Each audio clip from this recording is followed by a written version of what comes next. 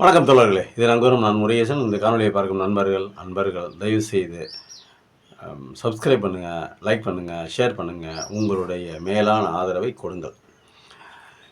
இப்போது ஒரு சில மாதங்களாக ஒரு வருடமாகவே வச்சுக்கலாம். அவங்க பெரியார் பிறந்ததுலேருந்து அவர் போராட ஆரம்பித்ததுலேருந்தே அவரை பேசிகிட்டு இருக்காங்க, திட்டிகிட்டு இருக்காங்க நிறைய பேர். இப்போ புதுசாக ஒவ்வொருத்தனும் ஏதாவது ஒன்று பெரியாரை பற்றினா ஏதாவது ஒரு அவதூறுகளை, பெரியார் அப்படி சொன்னார், இப்படி சொன்னார், இவங்களுக்காக இது செய்யலை, அவங்களுக்காக அது செய்யலை, அவரோட கம்யூனிட்டிக்கு செஞ்சுக்கிட்டாரு அப்படின்னு சொல்லுவாங்க. ஒரு சிலர்லாம் நாய்க்கர்கள் மாநாடு போட்டாங்க பெரியார் அப்படிம்பாங்க. பெரியாரை பற்றி தெரிஞ்சுக்கிட்டு பேசுகிறாங்க, தெரியாமல் பேசுகிறாங்களாங்கிறத ஒரு பக்கத்து விடுங்க. இவங்க எல்லாத்தையுமே தெரிஞ்சுக்கிட்டு வேணும்னே பேசுகிறாங்க. பெரியாரை பற்றி நாம் வேண்டுமென்றே அவதூறு பரப்ப வேண்டும், பெரியாரைங்கிற பேரை இந்த மண்ணிலிருந்து அப்புறப்படுத்தணும் அப்படிங்கிற ஒரே ஒரு காரணத்துக்காக இவர்கள் பெரியாருக்கு மேலே தேவையில்லாத பேச்சு, அவர் சொல்லாதது, அவர் எழுதாதது, அவர் நடத்தாதது, அவர் போகாதது, அவர் வராதது, எது அவர் செய்யலையோ எல்லாத்தையும் செஞ்சதாக சொல்லுவாங்க. இதில் ஒரு சங்கி அவர் ரொம்ப பாருங்க என்னென்ன பேசுறாருன்னு பாருங்க, ஒரு விஷயம் கேளுங்க. தாழ்த்தப்பட்ட சமூகத்தை சேர்ந்தவர்களுக்காக கட்சி நடத்தல, தாழ்த்தப்பட்ட சமூகத்தை சேர்ந்தவர்களுக்காக அவர் போராட்டம் நடத்தல, வரையனும் பள்ளனும் படிக்கணுங்கிறதுக்காக அவர் போராட்டம் நடத்தல. அவருடைய போராட்டம் எத்தகையது தெரியுமா? நான் சொல்லி நீங்க கேட்க வேண்டாம். அம்பேத்கர் தமிழ்நாட்டுக்கு வந்தார். அந்த அம்பேத்கர் தமிழ்நாட்டுக்கு வர்ற போது அம்பேத்கர் இடத்துல பத்திரிகையாளர்கள் கேட்டார்கள், தாழ்த்தப்பட்ட சமூகத்துக்கு தானே பெரியார் போராட்டம் நடத்துறாருன்னு அப்படின்னு கேட்டாங்க. உடனே அம்பேத்கர் சொன்னார், அவர் நடத்துற போராட்டம் தாழ்த்தப்பட்ட சமூகத்தை சேர்ந்தவர்களுக்கு அல்ல, எங்களை போன்ற தீண்டத்தகாத ஜாதி மக்களுக்காக அல்ல. அவர் நடத்துகிற போராட்டம் பிராமணனுக்கு அடுத்த நிலையில் இருக்கக்கூடிய மேல்தட்டு ஜாதிக்காரர்களுக்கு வேலை வாங்கி கொடுக்கிற போராட்டம் தானே தவிர தாழ்த்தப்பட்ட சமூகத்தை சேர்ந்த மக்களுக்கு வேலை வாங்கி கொடுக்கிற போராட்டம் அல்ல என்று அவர் பேசினார். அவர் பெரியார் பேசினாராம். எப்படிங்க அது? அம்பேத்கர் சொன்னாராம், பெரியார் அந்த மாதிரிலாம் பேசலையா. யார்? தாழ்த்தப்பட்ட ஒடுக்கப்பட்ட பிற்படுத்தப்பட்ட மக்களுக்கெல்லாம் அவர் பேசலையா. பிராமணனுக்கு அடுத்து உள்ள மேல்தட்டு வர்க்கங்க அவங்க நல்லா இருக்கணும் அப்படிங்கிறதுக்காக பேசினாராம். அவர் அந்த மாதிரி பேசணுன்னா அவர் நகரசபை தலைவராக இருக்கும்போதே பேசியிருக்கலாம், காங்கிரஸ் கட்சியில் இருக்கும்போதே பேசியிருக்கலாம், எந்தெந்த மாதிரி வேணாலும் பேசியிருக்கலாம், எப்படி வேணாலும் பேசியிருக்கலாம். அவன் பேசிக்கலாவே அந்த ஆள் பணக்காரர். யார்? பெரியார். இந்த ஆள் என்ன சொல்கிறாரு, அம்பேத்கரே சொன்னாராம், அவர்கள் இப்போ பெரியார் அவர் தாழ்த்தப்பட்டவர்களுக்காகவோ ஒடுக்கப்பட்டவர்களுக்காகவெல்லாம் போராடலை, பிராமணனுக்கு அடுத்த கட்டத்தில் இருக்கிறவங்கள மேல்குடி மக்கள், மேல்தட்டு மக்கள், அப்படி அவங்க உச்சக்குடியை சேர்ந்தவர்கள், உயர்குடியை சேர்ந்தவர்கள், இவர்கள் மேல்குடியை சேர்ந்தவர்கள், அப்படி தான் நம்ம வச்சுக்கணும். வேறு என்ன பண்ணுறது? அவங்களுக்காக தான் போராடினாலாம் பெரியார். இவர் பக்கத்தில் இருந்து பார்த்தார். அம்பேத்கர் பேட்டி கொடுக்கும்போது அம்பேத்கர்கிட்ட போய் கேட்டாங்களாம் பத்திரிகையாளர்கள். என்ன கேட்டிருக்காங்க, பெரியார் தீண்டத்தகாதவர்களுக்கு தானே பேசுகிறாரு, அவர்களுக்கு தானே போராடுறாரு அப்படின்னு கேட்டதுக்கு உடனே அம்பேத்கர் சொல்லிட்டாராம், அவர்கள் எங்களுக்காக, நாங்கள் படிக்க வேண்டும், ஒடுக்கப்பட்ட சமூகம் படிக்கணும்னோ இல்லை தாழ்த்தப்பட்ட சமூகம் படிக்கணும்னோ, பறையனும் பல்லனும் சக்கிலியனும் இதர கீழ்நிலையில் இருக்கிறவங்க மக்கள் படிக்கலை அப்படின்னோ, படிக்கணும் அப்படின்னோ, இல்லை அவர்களுக்கு வேலைவாய்ப்பு வேணும்னா அவர் போராடவில்லை. யார்? பெரியார் போராடவில்லை. பிராமணர்களுக்கு அடுத்தாப்புல இருக்கிற அந்த மேல்குடியை சேர்ந்தவர்கள், உயர்குடியை சேர்ந்தவர்கள், அவர்கள் மட்டும் படிக்கணும் அப்படிங்கிறதுக்காக மட்டும்தான் போராடினார் அப்படிங்கிற வாசகத்தை அம்பேத்கரே சொன்னாராம். இவர் இப்போ பேசினார் பார்த்தீங்களா காணொலியில், அவர் பக்கத்தில் நின்று கேட்டுக்கிட்டார். அம்பேத்கருக்கு பக்கத்தில் நின்று இருந்தது அவர் தான். பத்திரிகையாளர் பேட்டி கேட்கும்போது இவர் அம்பேத்கருக்கும் வெறும் ஒன்றா கையோட கை பணிஞ்சிக்கிட்டு நின்னாங்க. ஏன்னா அவர் ரெண்டு பேரும் அப்படி ரொம்ப க்ளோஸு. ஆமாங்க, உங்களுக்கு தெரியாதா? ரொம்ப க்ளோஸு. அவ்வளவு நெருக்கமாக இருந்த ஒரு மனிதர், அவ்வளவு க்ளோஸாக இருந்த ஒரு மனிதர். அவர் பார்த்துக்குங்க எப்படியெல்லாம் பேசுகிறாரு பார்த்துக்குங்க பெரியாரின் மேலே. இது 1947 அல்ல, 2500 வருடங்களாக இவன் பொழைக்க வந்திருக்காங்க பார்த்தீங்களா. அப்போயிலிருந்து இந்த பிரித்தாளும் சூழ்ச்சி இன்றைக்கி எப்படி மேலே போய் உட்காந்துருக்காங்க. இன்றைக்கி எப்படி இப்போ ஒரு பகுதியை ஒடுக்கப்பட்டவர்களாகவும் ஒரு சில பகுதியை சூத்திரனாகவும் ஏன் எதுக்கு பிரித்தாங்க? பிரித்தாளும் சூழ்ச்சிக்காக தான், பிரித்து ஆள்றதுக்கு.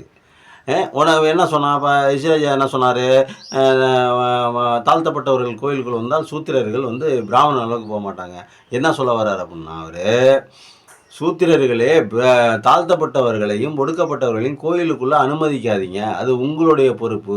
ஒருவேளை நீங்கள் அனுமதித்தால் நீங்கள் பிராமணர் அவர்களுக்கு உயர மாட்டீங்க அப்படிங்கிறத அதோட ஸ்டேட்மெண்ட்டு. அது ஸ்டேட்மெண்ட்டில் இருக்கிறது என்ன அப்படின்னா, பிரித்து ஆள்றது. எப்படியாவது அவங்களுக்கு இவங்களுக்குள்ள சண்டையை மூட்டி விட்டுருணும். இவர் அதே தான். தாழ்த்தப்பட்டவர்களுக்கும் ஒடுக்கப்பட்டவர்களுக்கும் பெரியாருக்கும் இடையே ஒரு கேப்பை உண்டு பண்ணுவது.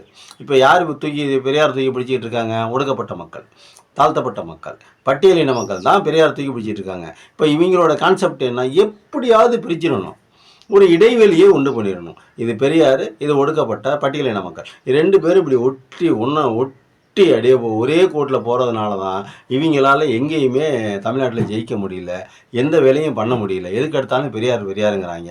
அதுக்கு என்ன பண்ணுறது? ஒரே வழி, 2 பேர்த்தையும் பிரிச்சுட்டோம் அப்படின்னா, ஒரு இடைவெளியை உண்டு பண்ணிட்டோம்னா அந்த சந்தில் நம்ம சிந்து பாடிடலாம் அப்படின்னு நினைக்கிறாங்க. இது ஒருபோதும் நடக்காது.